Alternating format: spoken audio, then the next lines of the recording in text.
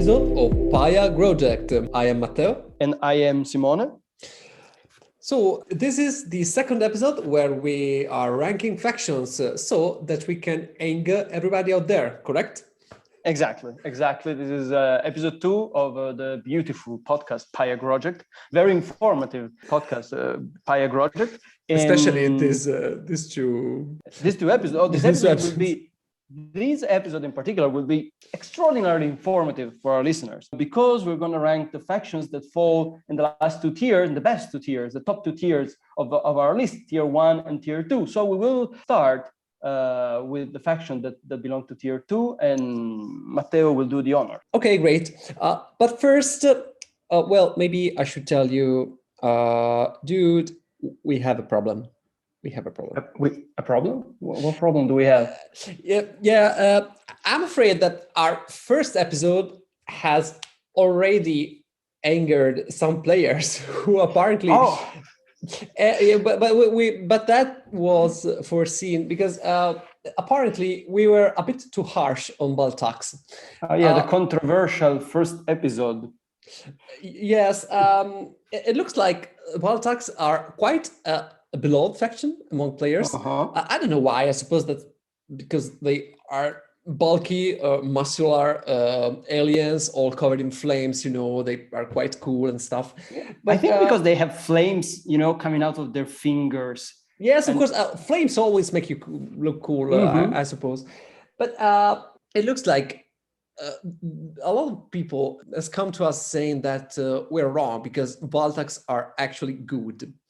Yes, we got some feedback in that direction, as a matter of fact. Have you collected something about that? Maybe you want to unroast them or maybe answer to our critics, which are 100% legit, of course. Yeah. Right. Okay. Very quickly, we will have a very short errata section before diving in second episode and tiers 2 and 1. So we got some feedback mostly from the Discord connected to the BGS platform. The Discord channel. Join it. Yep, the Discord channel. Come and join the discussion. We absolutely love to get feedback from players, and new players, experienced players, doesn't make any difference. We love to get feedback so that we can get a discussion going. Especially because we are experienced players who are still terrible at the game. So I think that we can be in both sides. We join both sides of them. And that's a nice thing about Gaia Project is that you always have some new strategies, a new thing to try out that you hadn't considered. Maybe after 3 years of playing obsessively Gaia Project, I still sometimes get hit by some idea and say, I never tried to do this. And so please hit us with everything you've got. Metaphorically speaking, of course. Yes, very metaphorical. Please. Very metaphorically speaking. All right. Our first comments are from Blade Ace that has remarked, and he's right about this. We didn't cover this aspect. Okay. All right. I'll just make a very short note here. Of course, these two episodes, the faction tier list, are very. We cannot go in detail, about the factions. We're just giving very cursory overviews, so we're missing a lot of stuff out. And so, for instance, ProJ was commenting that we left out the Geodance Academy opening. Yes, of course. I mean, I think I agree with ProJ 100%. It's a very good opening, but we simply cannot. We don't have the time to comment on every possible strategy for every possible. Faction. Hi, Dave. Thank you for your question, but I can promise you we will have an episode about Geodance in detail soon, or maybe not soon, but soonish. Yes, we will. We have been probably too harsh on the poor Geodance, so we will no, we haven't. The orange one is no, we have the orange one is terrible. Wrong words. Wrong. No, we will soon have a Geodance episode, and we can talk about all the opening. Just to say that we cannot, discuss every strategy in detail in these 2 episodes. But Blade Ace was still correct in pointing out that Baltax are one of the few factions that can pull off the 4 CAQ action so force EQ for a basic tactile on round one. That's true. It's just them and Xenos and Ambas that can sometimes pull it off.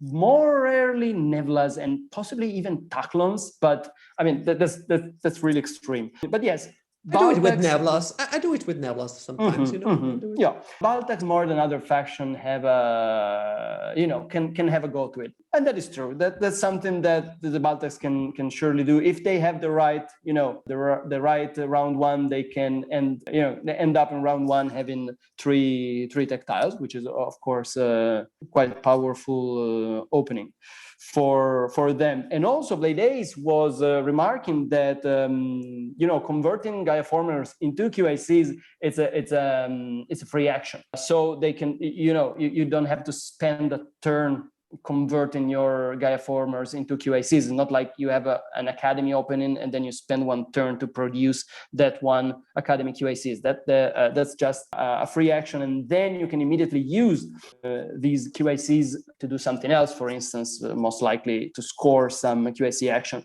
That is true. That is entirely true. I don't necessarily agree on the fact that this makes them faster at getting QAC action, because at that point it's players' order that matter at that point. Because if somebody is playing before you and they already have 2 or 3 QICs they stored from last round, then they will beat you to it, despite you being very, very quick in producing QICs. So that's definitely an advantage, but it does not necessarily put you in a position of scoring those QIC action necessarily every round. Somebody can still beat you to it.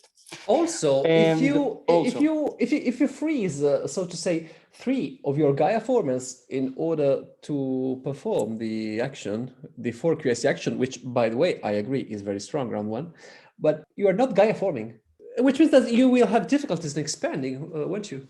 Mm-hmm. Yeah, that's another problem. I mean, here I'm just considering, Baltax in a game where they don't Gaia form at all, which is uncommon. But if they do Gaia form, then you also have the problem that your Gaia formers are, stuck on the gaming board until you build the mine out of them, and only then you can retrieve these Gaia formers and turn and transform them into QACs to score the QAC action. So that's another problem you might have with Baltax, that you are good at producing QACs, but your QACs in some cases can come late in the round because you need to build the mine first to retrieve the Gaia former. So let's not forget about that. So moving on, Pro J was commenting that we say that Baltax are not particularly fast in climbing up a second tech track after.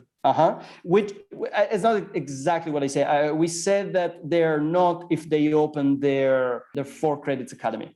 Because if you open the academy that gives you 2 knowledge per round, then in that case, we can presume that they will produce a fair amount of science points each round. But if you open the credits academy, then you will be richer, you will have more resources, but you will be starved in terms of the amount of knowledge points that you can produce each round. And in this second scenario, you will be rather slow in climbing up the second tech track, whatever that is.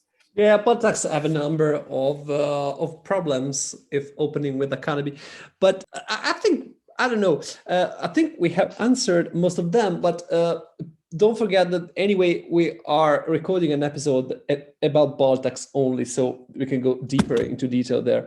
Will we? Because I really don't know what to suggest people to do when playing Baltax, but yes. Okay, I'll do the talking. Don't worry, I'll do the talking. I'll do the talking. No, I also received some feedback from Caspar, Caspi on Board Gamer Space, who told me that, well, he hasn't heard a single reason about us putting Gleans in tier 3. He precisely says me that, well, we said when the stars align, they can score 200 and more points. But he objects that that goes for literally every faction. Maybe we were a bit unspecific about this, but I want to state very clearly that I wasn't the one who decided to put Gleans in tier 3. This is madness in my opinion. But anyway, I suppose that we said that because, yes, of course, it's true, Caspi. It's true.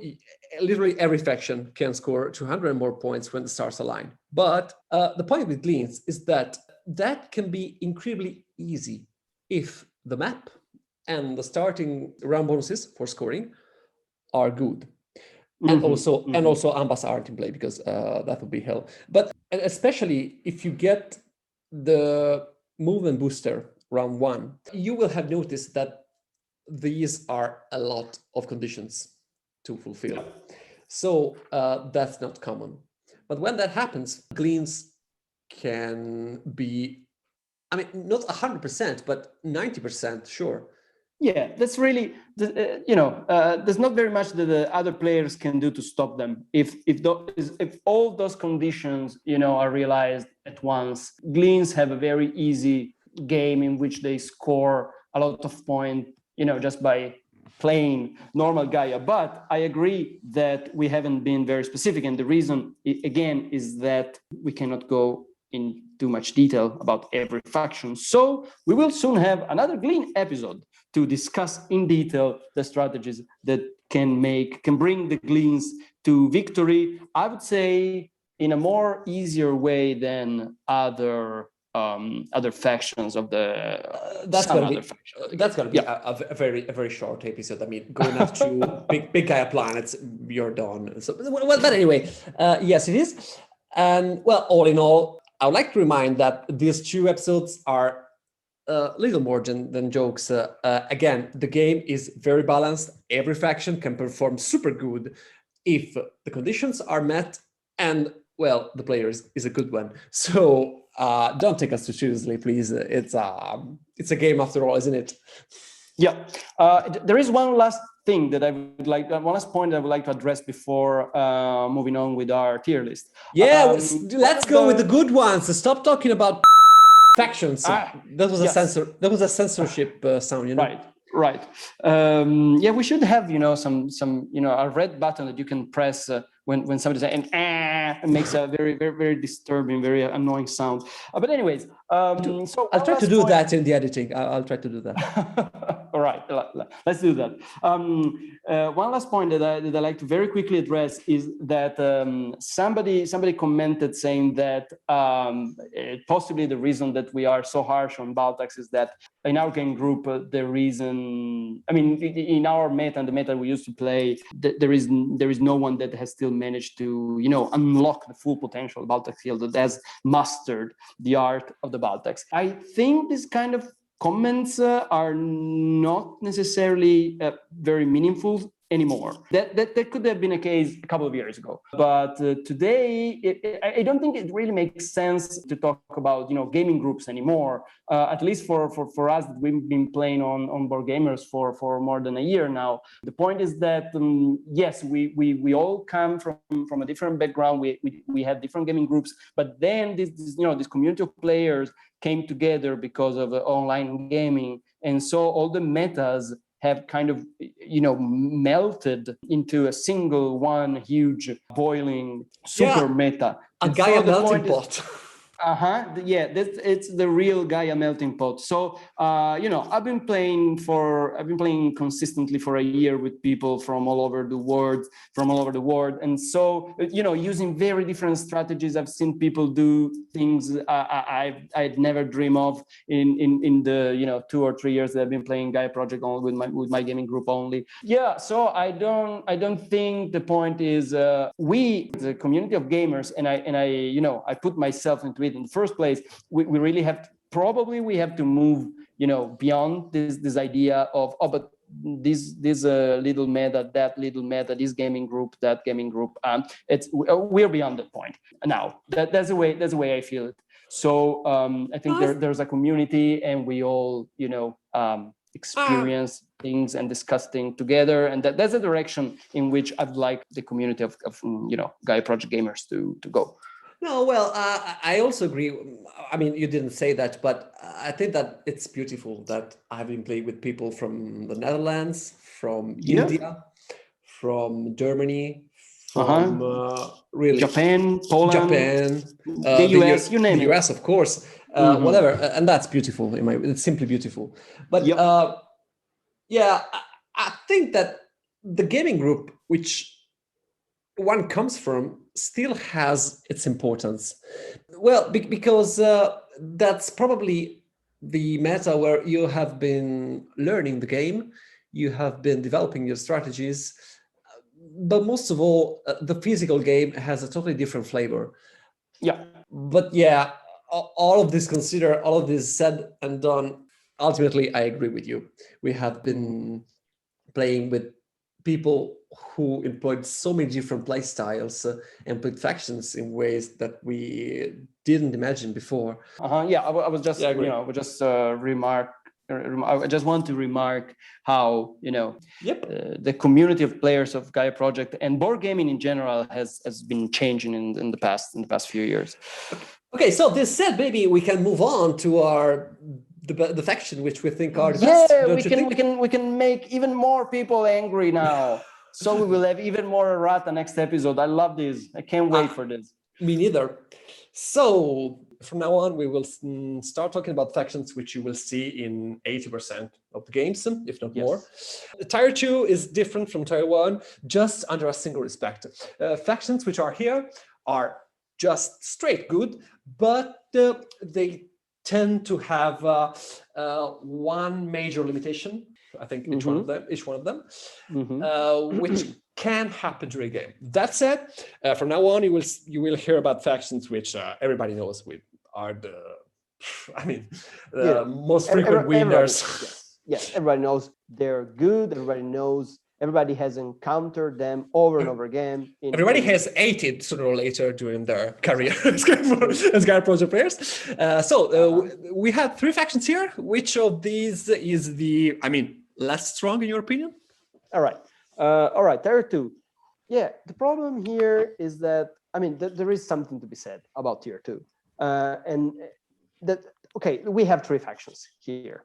We're keeping 2 for Tier 1, but we have 3 factions here, and one of these factions is more situational than the other 2, and these factions are the Terrans. The Terrans need certain conditions, which not too specific conditions, but still there are limitations to their power. So here we go back to the point I was making before.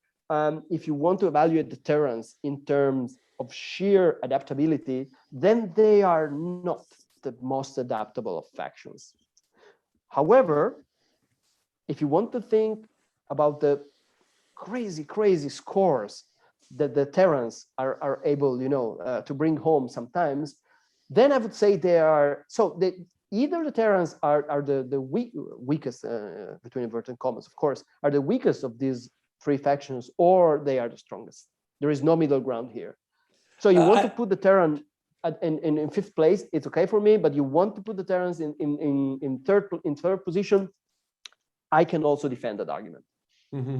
I see. Yes, Terrans are indeed a scoring powerhouse. They are super strong, but they have to be the only ones, or at least being one of the 2 factions which will Gaia form that game. If that occurs, and if the 3 points per Gaia tile, and often more often than not, the charge 4 base tile are in good positions for them, meaning that you will climb, let's say, usual tracks for that game. Terrans, if they are the only one faction which Gaia forms, and you can get those tiles while climbing up tracks which are useful for you, they are unstoppable. You can do nothing to stop them from winning. They will thrash you with 200 and plus points. No doubt, zero doubt about that. Zero doubt. Especially if you have a veteran Terran player which will go up the science track and knows how to do that. You just cannot prevent them from winning. They will win, period. If Terrans are left unchecked in Gaia forming all the transiting planets they want all over the map, then more often than not, this will result in them winning, and it takes one of the Tier 1 factions, I would say, to outscore that. No, they cannot be stopped. You can play a They can be outscored. They can be outscored. You can only play a parallel game hoping that you will get more points than they do. Yeah, and that all comes down to the advanced tech tiles that you and the Terrans have at your disposal. If the one on top of Gaiaforming is really trash, and the one on top of another tech track that the Terrans have time is really trash, then maybe you have a chance. But if they get a very good scoring tile on top of Gaiaforming another track, then you're done for. And problem is also being that they are good at so many final scoring, much more than the Gaia one. I mean, maybe the Gaia one isn't even their better one, but they are super strong at satellites. So they are incredible at satellites, actually. Yes, yeah, they are the strongest faction in the game at satellites. They're super strong at satellites. Period. I mean, they're also very strong at sectors. Very strong at sectors. They are strong at structures. They are strong at structures in Federation. It's so hard. If the game also has the 4 credits and 1 point per Gaia planet at the end of round, and at least if that booster is in play, and also if one of the round scoring bonuses is 3 or 4 points per Gaia planet, and is not especially in the late game, exactly. I mean, if it is impossible that you don't have any other Gaia-forming factions at the point, but even in that case, Terrans would be an enormous threat. Super strong. Yeah. There, as we were saying, their only limitation is a second strong Gaia-forming faction, and by that I mean basically the Itars. So if in your game you encounter fully Gaia-forming Itar, then you can be in trouble, because the Terrans desperately need their transit planets to fuel their economy and their also the scoring as well, because the source of point of scoring. So if somebody is harshly contrasting you on the Gaia-forming track and on transit planets, that's where the Terrans can fall. That said, a good Terran player can also, can cope with that, because the difference is that at that point it also comes down to your ability of timing. I mean, which transdim pick when, trying to prevent the moves of the Itars and stuff like that. But if you are the only one at Gaia-forming, you can just do whatever you like, just win the game, because exactly. But the point is that at that point, if there's another player who's competing with you for transit planets, then that's war. That's war, and the Terran can win that war, of course, but there is no guarantee they will. Then starts, I think, the actual Terran game. It's there that it comes out if a player is a good Terran player or not. And also, the Terrans are very versatile with respect to the science tracks they can climb. If they are left alone, if they don't have to rush Gaia-form, if they don't have to worry too much about losing transit, but if they do, then they are forced basically up two tracks that are Gaia-forming and navigation. If you have no competition, then you can take your time and you can climb. I even won games with Terrans in that condition, climbing up economy for just for the lols, just for the sake of it. But of course, the best track at that point is probably science, because you will end up scoring a huge amount of points with your transit planet and around 40 points on the science tracks only, plus the main objectives, which we likely are going to win if they are satellites and sectors, satellites and Gaia planets. That's wow. Exactly, unless it's planet types, you will do, let's say, very, very good on the main objectives. So again, placing Terrans in this ranking is really difficult. So I'd say they are in between 3rd and 5th position, and that actually depends on other players, on the picks of other players. Yes, and picks of other players, your play style, etc. So what are the other 2 factions that are left in tier 2? I had some difficulties in choosing which one of the remaining 2 factions could be a 4th one, because Terrans are 3rd or 5th, we said, but we have, I'll just list them. We have Ambas, we sure do. And we have Itars. Yep. This also will be controversial, but I fully agree on that. I'd say that the fourth one is Ambas anyway. I agree. I agree with that. The Ambas are another extremely powerful factions. Though now that I say that, I feel a bit bad to doubt the Terran. To the Terrans should not be behind the Ambas. Should not be behind the Ambas. It depends. It depends. I don't know because the Ambas are probably the most frequently picked faction in Gaia Project. I don't know if that's just my impression, but it's for sure almost impossible to play a game of Gaia Project without encountering an Ambas player, which becomes frustrating at a certain point because the Ambas, they have this I don't know, King of the Hill kind of thing about them, that if Ambas are in play, then Bescots and Gleans should not even come at the table or something like that. So Correct. It prevents many interesting and fun factions to be present on the board. Or I mean, of course, you can try to play Bescots against Ambas and somehow outpace them in expansion, but that will most likely fail. Also, Xenos will struggle against Ambas. Yes, and also Xenos. Yeah, a lot of factions will struggle against both their neighbors because Ambas are aggressive expanders. They are the best early expanders in the game, likely.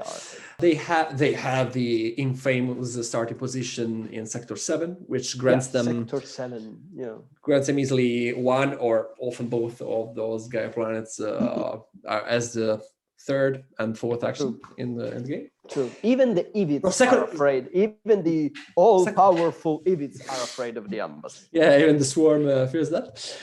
They are they're also very, very versatile in climbing the tracks. Of course, they have to go up navigation, but they are not limited to that. They can do a lot of things. They will also go up terraforming. But I have recently won a game with Ambas, a very tough game, where I didn't touch the terraforming track at all. Nice.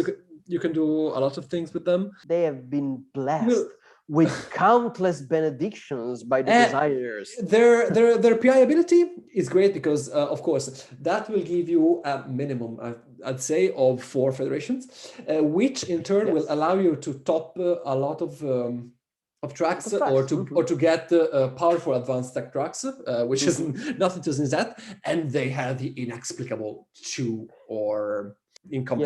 Actually, it was explained because it comes out that during playtesting, Ambas didn't perform very well. In the end, they decided to just give them 2 ors per round. The extra or. It's not excessive, but I mean, do they need them? I don't think so.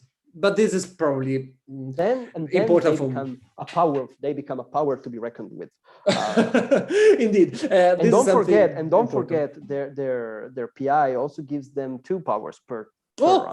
Correct. You can federate as if there's no tomorrow with them without worrying too much. Yes, exactly. They're just strong.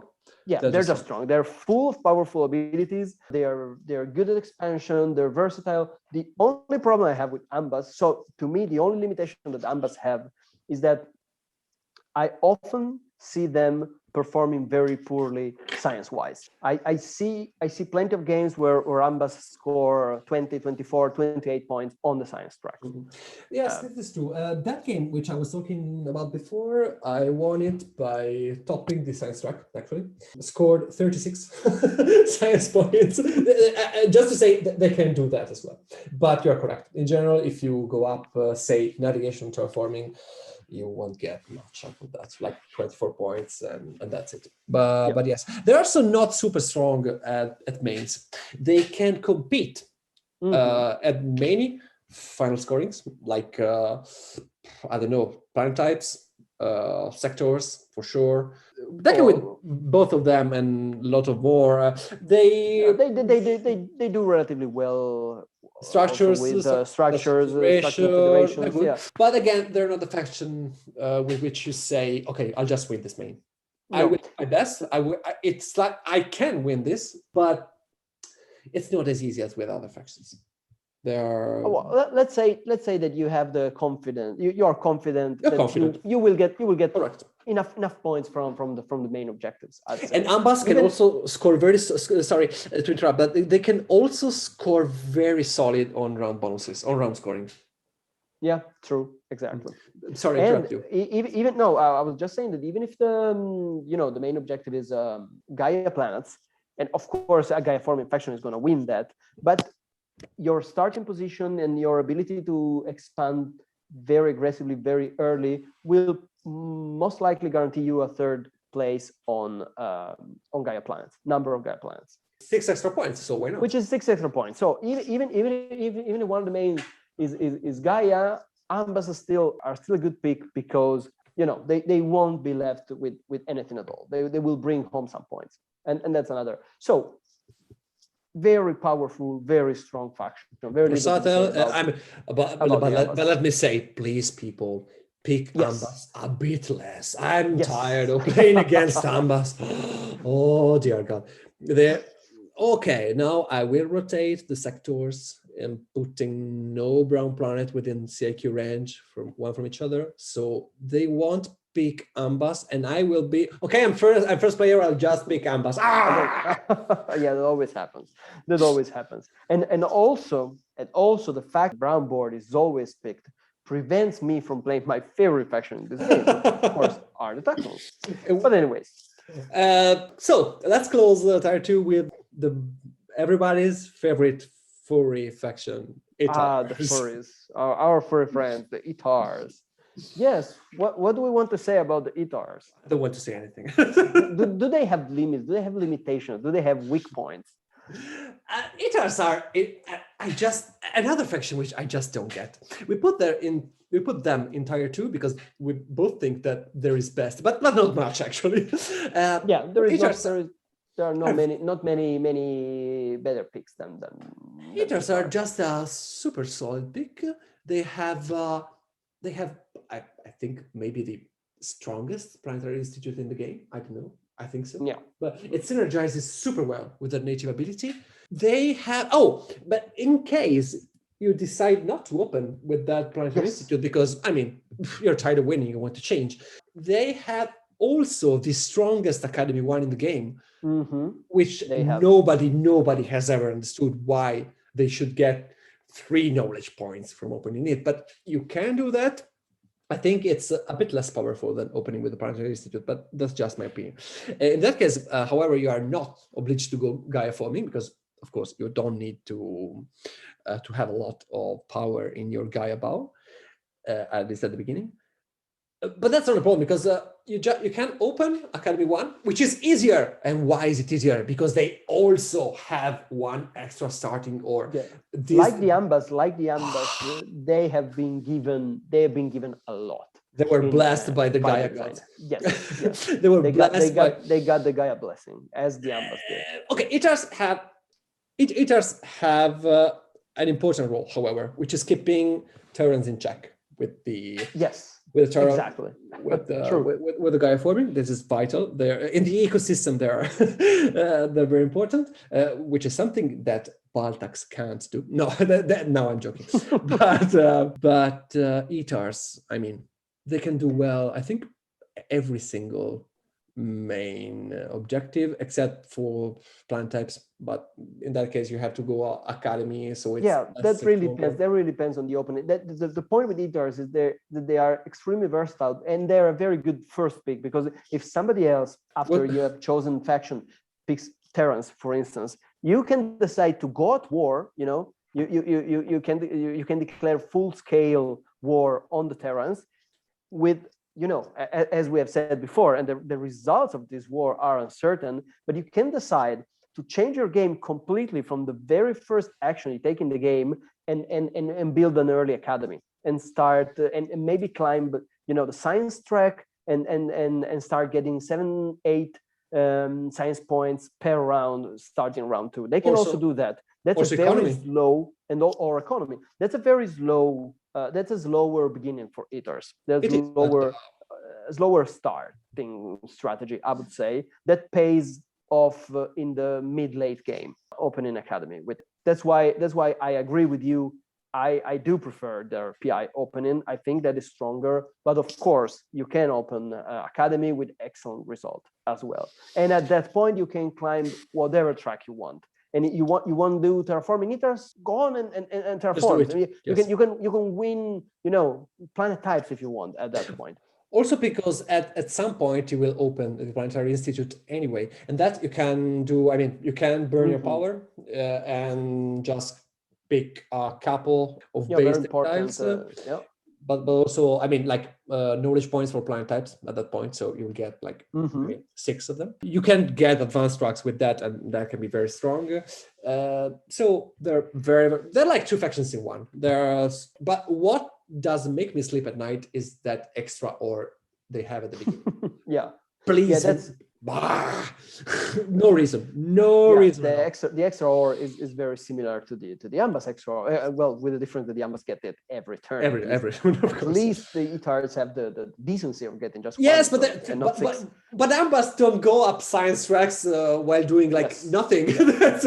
That's true. No, even worse, while expanding as well.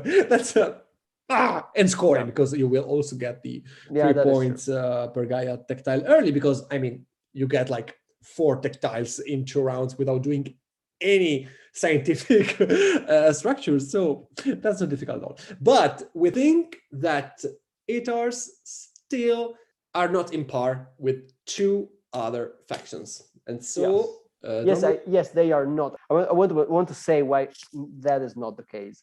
Okay, why Itars are not in tier 1. Okay. The only limitation that Itars have is that if you go fully Gaia forming, so if you start, classic Itar opening, it's PI, go up 1 step, Gaia forming, put the Gaia forming down, burn 2, beginning of round 2, you have 8 power in your Gaia ball, and then you take two tactiles, which is a super strong opening, and nobody is discussing that. That is super hyper strong.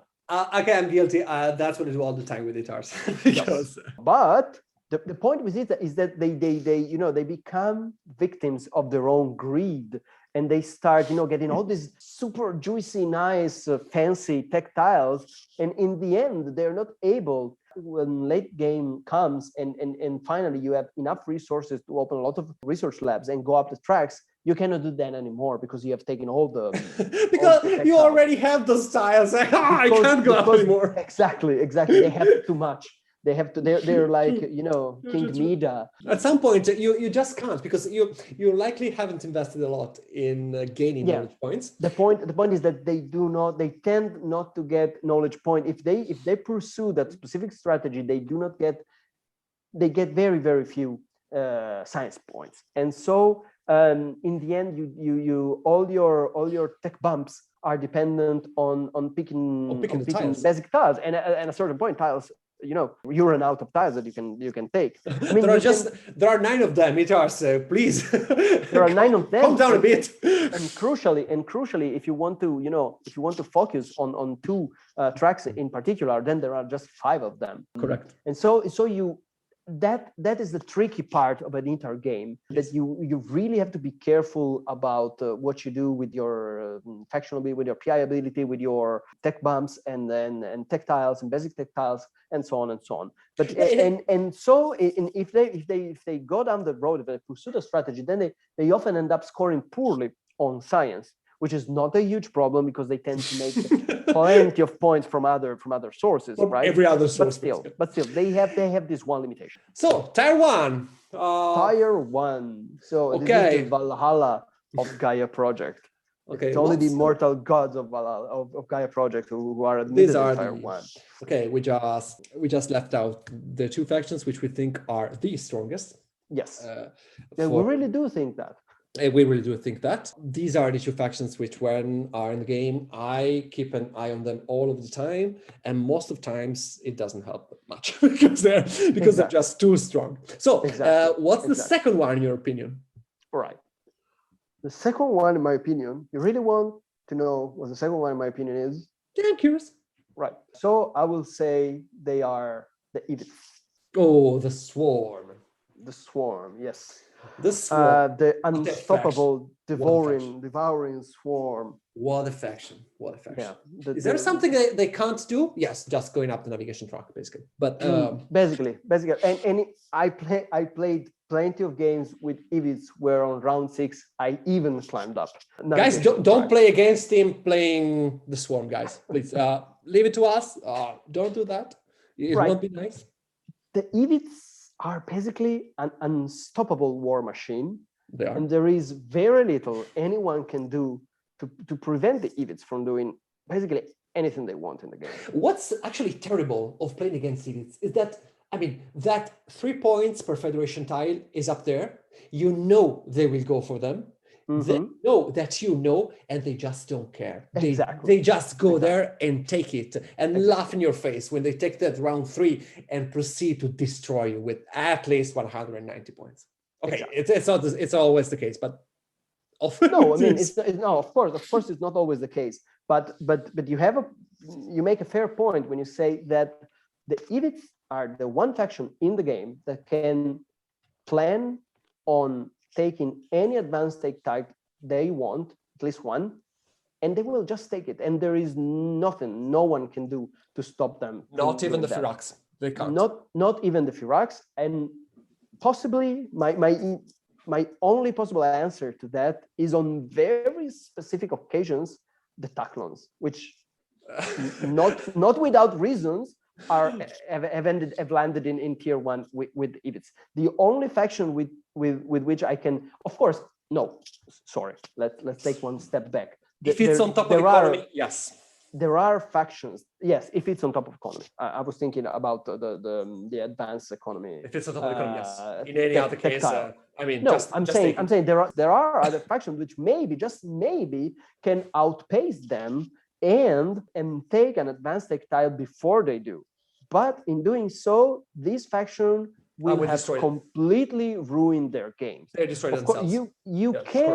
You can insert, and again, when the stars align, I can imagine a scenario where the Xenos can form a federation and take advanced tech tile round 1.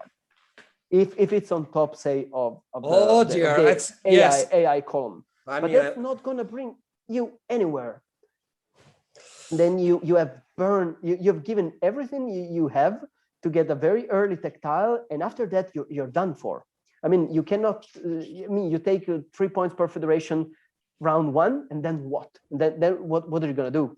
With that. Well, I think that you're basically scoring 18 points that game because exactly. No, but joking aside, the swarm or the Ivits, I think, are just unbelievable. They can do basically. Is it Ivits? I don't know English. Who cares? It's a German game, anyways.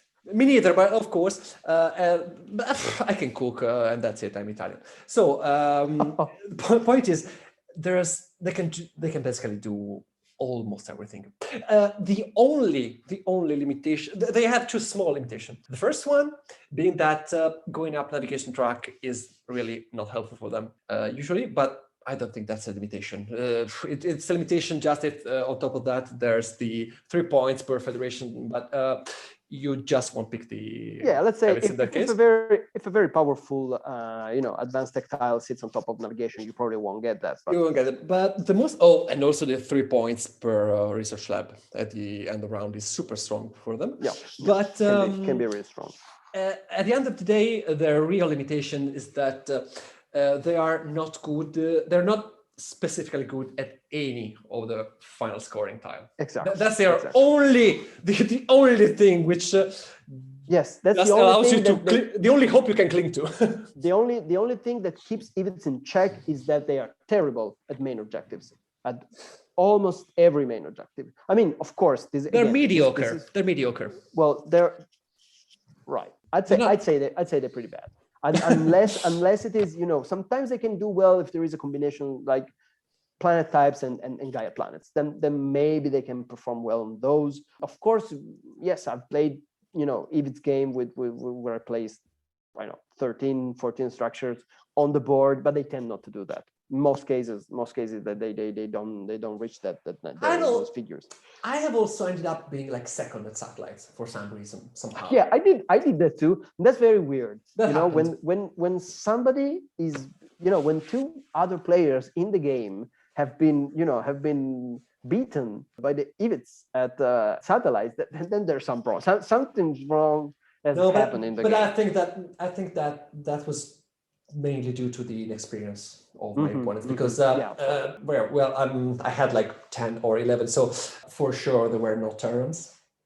If there were one of the other strong factions like Nebulous, for example, or Firax, they didn't particularly plan for that, or they made mistakes, I don't know. But I mean, it's unlikely that you will win or even arrive second at satellites with you. It's almost impossible. Yeah. And this is also why there are usually glared at or even banned in 3 or 2 players, because they tend to scale too good.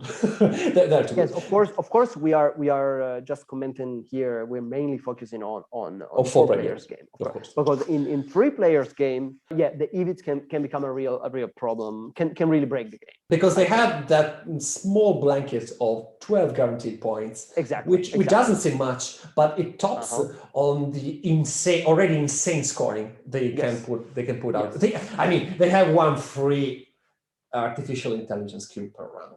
Yes. Without doing nothing. They're incredible. Yes. Incredible. And also, people think that they can be stopped. People think that they can be easily boxed, but that's false. That's not true. That's actually true. I want exactly. That's exactly what I wanted to say. And so I haven't brought any personal anecdote from my games in this podcast until now, but I want to do that now because I Go for it. Go for it. So the Ivits, people will tell you, but the Ivits, they're not really good at expanding.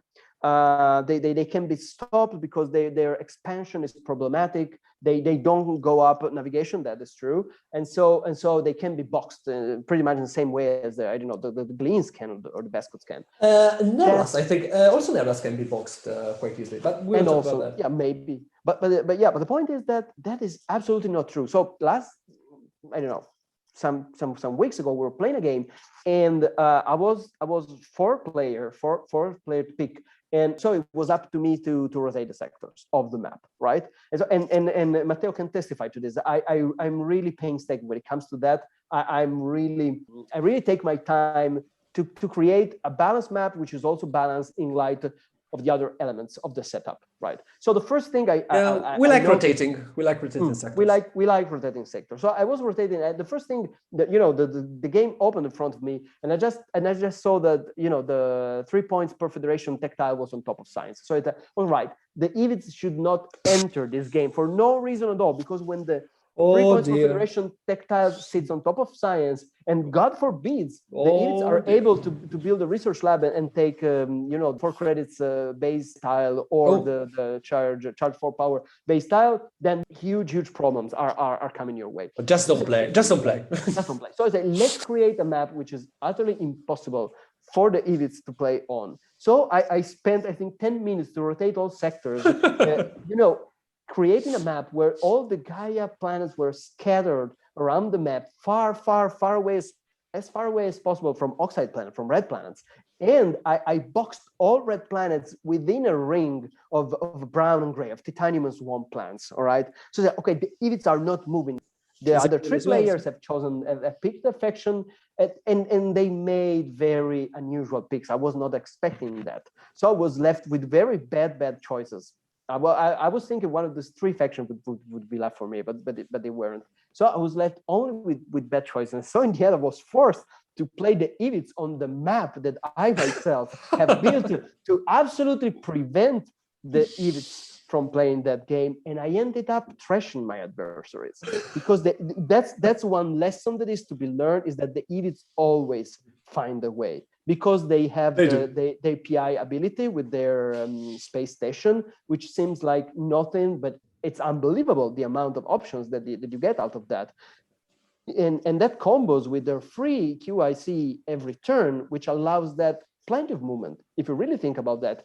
Also, they have or they can have at least, that depends on what type of game that they decide to pursue, but they can have an extremely good power cycle. And that means that they have easy access to the 3 power and 5 power. Oh, correct. The power actions. Yes. The terraforming step 1, terraforming step 2. And terraforming step 2 it's rarely, taken by other players, because that 5 powers, that 5 power action is difficult for it's a real pain, yes, for other factions to pick, but Ivits can do that. If there's one faction that can do that with relative ease, is the Ivits.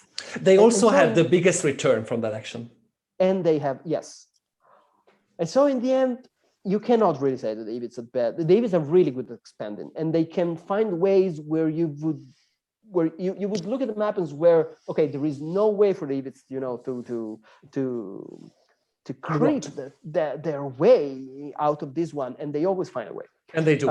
They're just bad at you can say that they're bad at sectors. They are terrible at sectors. So this helps, because it tunes down a bit the tiles which rely on sectors, but still they're super. Wow. I mean, of course they have their bad games. As every faction do. But the point is that, even in the worst possible conditions, even if you have placed your PI in sector 7, and then both of the sector 7 Gaia planets get stolen from you, and you still manage to win the game, and sometimes people do not realize how dangerous the Ivits are, and a blow that will be final for many factions is not enough to stop at Ivits. That's the whole point here. Okay, so watch out for Ivits, guys. Don't think that those 2 planets are just case close. Are the only trick they have. Don't think they are case close, especially if the range booster is in the game. Especially that one. Be careful. But we don't think that they are the best. No, we don't. We don't think they're the best, because we think that the best of the best in Gaia project are the Taklons. Yes, bugs, the space bugs. Sits on the head of the space bugs. Taklons. What is that? Actually, the second space, because there are 2 races of the 2 types of space bugs in Gaia project, right? Oh, correct. And they're both at the top. They're both super strong. So bugs for the win. So space scarabs, let's say. What is there that Taklons can't do? Question. I really can't think of anything. They can do everything. They can in the right conditions and in the right hand.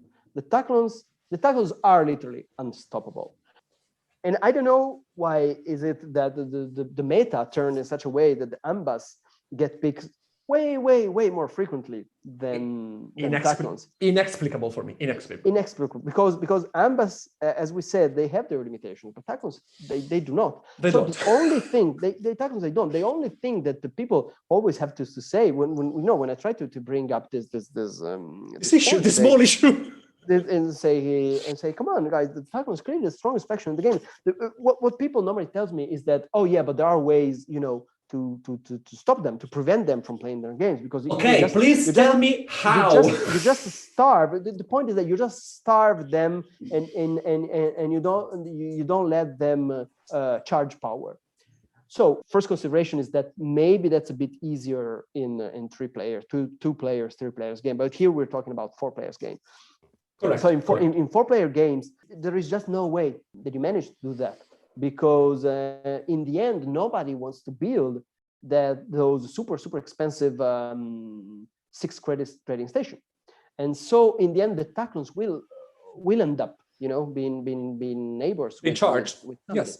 And then they will charge. And I've recently played the game. I'm still playing that game. I'm playing Itars, which are a super strong faction, and this other guy is playing Taklons, and and I don't know why he picked Taklons, because the map was super really bad for the Taklons. In fact, he ended up being neighbor to no one except me. I was the only one. I was very careful when placing my mines. He was forced to place one of his mines in a very bad spot, but it was the only option he had to be neighbor with somebody. And I never made him charge power throughout all of the first game round. They never charge they never got to pay a single point to charge power. Wow. It's almost impossible. Right? This is a very extreme scenario. Normally that's not what that happens. And I thought, okay, I stopped them. I really prevented them from doing their crazy opening, and from now on I will get the lead in this game. You succeeded. You all succeeded in denying them their incredible academy opening. At a certain point, it was round 3, and they had plenty of points and this crazy economy going on. And to this day, I swear to God, I have no idea how they pulled it off, because I started paying attention to the Taklons. I was just focused on never making them charge a single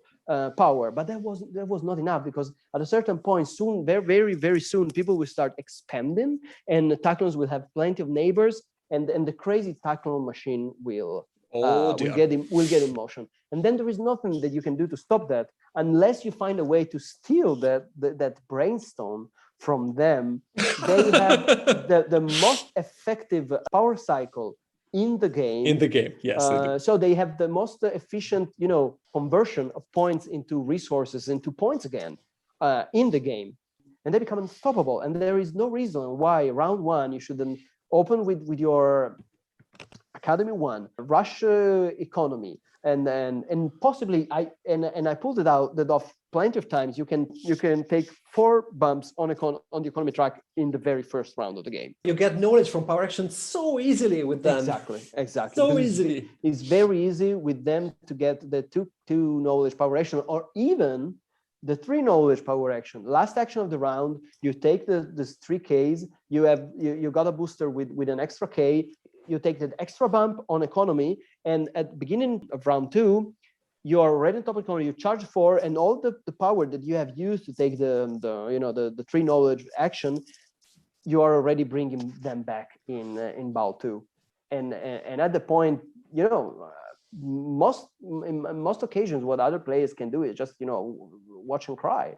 The only limitation for Taklons, I think, is that they have two small limitations. The first one being the placement of the charge for basic tactile. Yes. If it's one of the free ones, one of the or the 3 bottom ones, or it's just below the economy track, oh man, whoever picks Taklons will have a very good day. Exactly. But if they are beneath, say, a suboptimal one, such as typically the artificial intelligence or the Gaia forming, if Gaia forming, they can even go the Gaia forming path. They can even Gaia form if they want to. I don't think is their best strategy, but they can do that if they want. But they can do that as well. You also have the advantage in that case that if you freeze, so to say, the 6 normal powers, you will just have the brainstorm going round and round, and everything will become even more efficient. Of course, you won't have access to the best power actions, but that can be an advantage on its own. They can do everything. But if that specific tile is not in a convenient place, they will encounter some small difficulty. They won't play even remotely at, say, Glean level, of course. They won't. They never do. But that can be a limitation. On the other hand, no, I think this is the only one, actually, because I was thinking that they do not excel at every final scoring condition, but they can if they want. The only weakness is Gaia planets, obviously. If you do not Gaia form with them, which I advise against anyways, then they will probably not do not perform very well on Gaia planets. But all the other 5 main scoring conditions, they can excel at them if they want to, because they have the resources to do that. And I 100% agree with you. They are a bit context dependent, but this is true of basically all the factions in Gaia project. Of course. So they are very dependent on the positioning of the charge 4 tile, basic tile. Track? Basic tactile. The tactile. Yeah, they are dependent on that. There are games in which I haven't picked the Taklons because that tile was in an unfavorable position. So all factions are contextuals, or all factions have their limitations that depends on the positioning of the basic tech tiles and the advanced tech tiles. Wrong context. Wrong context, maybe. Even the Ivits are very dependent on the tiles, especially advanced tech tiles, right? I mean, the Ivits are super strong provided that certain conditions obtain again. But the point is that in the mid-late game, they become crazily powerful because they have the ability to produce their own CIQs and to produce their own science points if need arise. I mean, I've played plenty of Taklons game where, I'm missing, this round, I'm missing a knowledge point. Oh, that's no problem. I would just conjure it out of thin air. And that's unthinkable. Nevlas can do that well. Nevlas can do that well. But I mean, but I think Nevlas pay the consequences of that more than Taklons do, because then you have to freeze that power token. You cannot use it to, you cannot charge it again. You cannot use it to form federations. But Taklons just don't care. And so, I mean, it's a common experience when playing Gaia Project that you start a round and you really miss one science point. Right? You're a 7 science and you need 8. And you say, man, where am I gonna take that? That's gonna haunt me for this whole round. If you're playing Taklons, you don't even have to think about that. The Taklons are the only faction with which I do not have to really plan for my turn, because at a certain point, maybe mid round, I realize, but you know what? I'd need to make this round really shine. I'd need another research lab. I didn't really plan for that, but now I see that I might need another research lab. Let's do that. Let's just build another random. Let's jump in, because now that you say that, I remember a specific game. It was against you. It was against you and our friends. Where I picked Taklons. Nothing was particularly in their favor, actually. I remember you actively starved me of charge during round 1, but in round 3, at the top of the economy track, there was the 3 points per lab at the end of each round. I started with an academy opening, and I found myself at the start of round 3 saying, okay, I think I can take that tile now. And somehow I ended round 3 with that tactile, the Federation, and 2 research lab open on top of the initial academy. I have no idea why. How. I had no idea. But I just did that. That's so strong. At the beginning, the passing between the second and the third level of each track gives you that 3 charge, which is insane for them at the beginning. It's huge. Insane. It's huge. Yeah, it's a huge advantage that other factions do not get. And the point is that it's a very common situation in Gaia Project. At a certain point, you will find yourself in a situation where you need to take an advanced tile, and you need to get that as soon as possible, because otherwise somebody's going to steal that from you. And you only have 1 trading station on the game board, and that trading station is already inside the federation that you formed because you needed it to take that.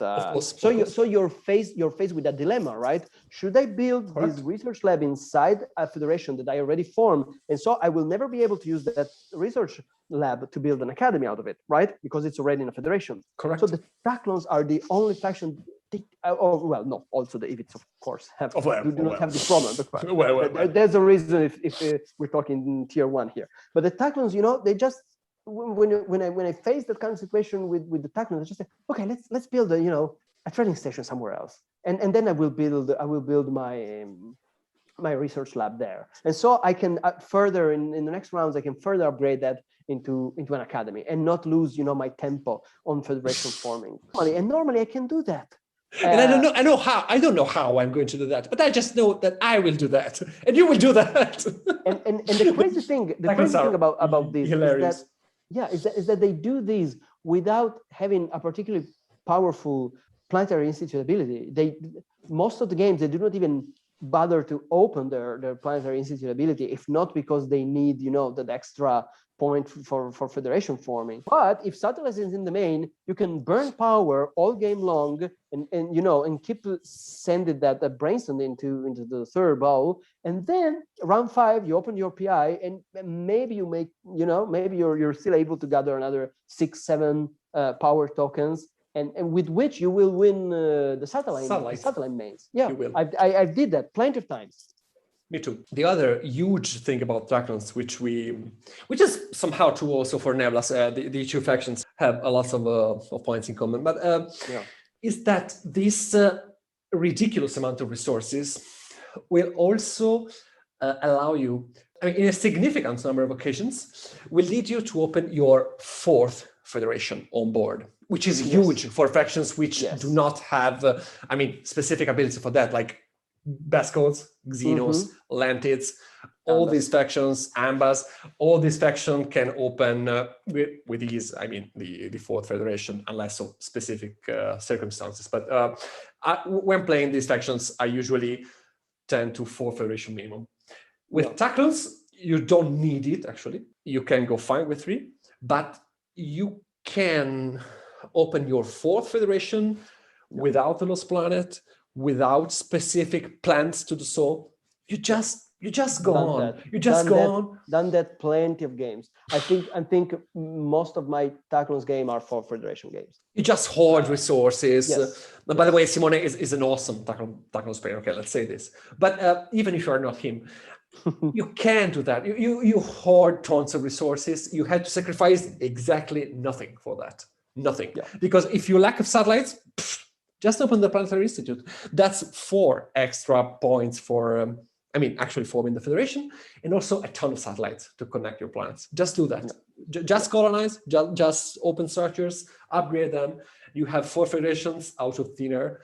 It's not that Taklons win every time. It's not that. No. I've seen plenty of bad Taklons game, but as all factions do, they have their bad days. But I think their advantages are too obvious to be overwhelming. And the fun fact is that, as you said before, not only they do not have a spectacular planetary institute, but also they almost have no native ability. They just have their single tiny brainstorm. Their native ability is the brainstorm, and that's enough. God, that's enough. And that's huge. Right. Okay. I think we made our point about Taklon. And so, what's next? There's no one left. No, we're over. We talked a lot. We had lots of fun. People, guys, bear in mind that of course we stressed out a lot. We had lots of fun. Don't take us too seriously, but do it as well, because we didn't lie. Don't take it too seriously. Of course, so-called strong factions are actually not that strong as we describe them, and terrible factions can. Well, some of terrible factions are actually really terrible, but no, but things happen. Recently, I won a very competitive game with Lantids, where the main scorings were Gaia and satellites. It's a miracle. Right. I don't know how I did that. Right. But things happen. The game, in general, the game is a fantastic game. We all know factions are balanced. Factions are incredibly well balanced for a game of such complexity. But still, let's say at least I hope we gave you some insights, some ideas. Food for thought. Food for thought on how to consider different factions. We plan to release one episode. We will do this again. There is nothing you can do to stop us. Indeed. We plan to release a new episode about every 2 weeks, where we will go further into things which we hope are more interesting for you, the listeners, like tactical and strategical insights from out of our experience. We would like to discuss every single faction in a specific episode. So just to put it on a surgical table and open it, rip it apart, and tell you everything that we discovered during our years of play, but also to discuss some of the less discussed aspects of the game. One of my favorite one is round boosters. Nobody ever talks about round boosters, but they can be very important. Yeah, boosters, round objectives. Okay, so bear with us. I hope you liked it. If so, please leave a comment. If not, please leave a comment. I think you would. But no, not that you like, but if you disagree with us as well, leave a comment. Okay, so that's it for now on my part. Yes, Simon, that's the end. That's the end of our first episode, 2 episodes. How long has this gone on? I don't know. But anyways, yes. Hope you enjoyed that. And hopefully You will hear from us again. Well, not obviously. That is promise. That's a threat, actually. That's a threat. That's a threat. So see you again, or better, hear you again on next episode of paiagroject. Bye. Bye.